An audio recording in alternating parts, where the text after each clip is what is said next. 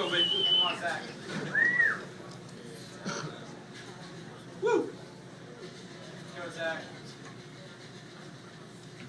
At my 8th grade dance, at the awkward age of 14, heart still in my throat, I walked over to the DJ booth and dedicated Brian McKnight's Back to One to the first girl I thought I loved. When the song played, she was nowhere to be found.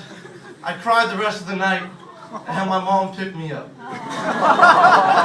I've become much more smooth since then. But on our first date, I asked you on accident if you believed in love, and you said, well, my parents got divorced when I was 5, and since then I've had too many ex-boyfriends, kind of too many tears broken, too many nuggets for love, come knocking on my doorstep right about now. But I suppose if love was real, then it feels fear too.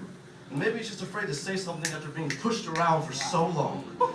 We are bullies, the big ones and the bad ones. We push love around and take its lunch when we are just too hungry for artificial feelings and high fructose fuck-ups. Nobody wants fresh, homegrown honesty anymore. We drop the L-bomb as if it was anything but lethal. Relationships have become more liking and more lusting, but less loving. It is easier this way. It is easier for us to body kiss than it is to lip kiss. And we try so hard to excuse our bullshit with love and ifs and buts. But if you loved her, you would be making excuses in the first place. Love is not some jacket you lie down to excuse yourself as you walk all over someone else. It's not a band-aid you use to cover fresh wounds. It is skin. It is what should be protected to avoid infection. Infidelity will scab either way despite all that neosporin you pour on it. Be careful. Breaking bones and breaking hearts all fall apart at the same speed. They also like crack, snap, ooh, ah. Don't do that. It hurts when you do that, when the cast for your heart begins to mold around your premature apologies instead. You start to think less on how fucked up love is and more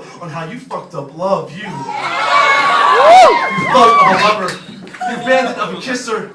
You bitch ass of a Casanova. You think Cupid was a pacifist. See, I know love loves to hold hands, but it knows how to form a fist too. Or haven't you noticed how every revolution is a love story? Make up your mind. Love does not suck or blow. It is wind. It comes in every direction. It is absolute, and we are flawed, which explains when I love, I have to use my hands to fix my lips and good looks can't, because it's hard to stand your ground when love punches like it's tired of being knocked out. On our second date, I told you, it's not so important to be in love, but to be love. James Joyce once wrote, love loves to love love. So if you become love, then love will love to love us back, because love loves to love itself. It's that simple, yet that hard to find. Love is real, and it feels fear, and it's as human as error, as divine as forgiving, as necessary as both, as breath. When I run out of breath, I will not run out of love. That's what happens when you love from your lungs. Our hearts, your heart, was born to beat love and beat, and nothing beats that.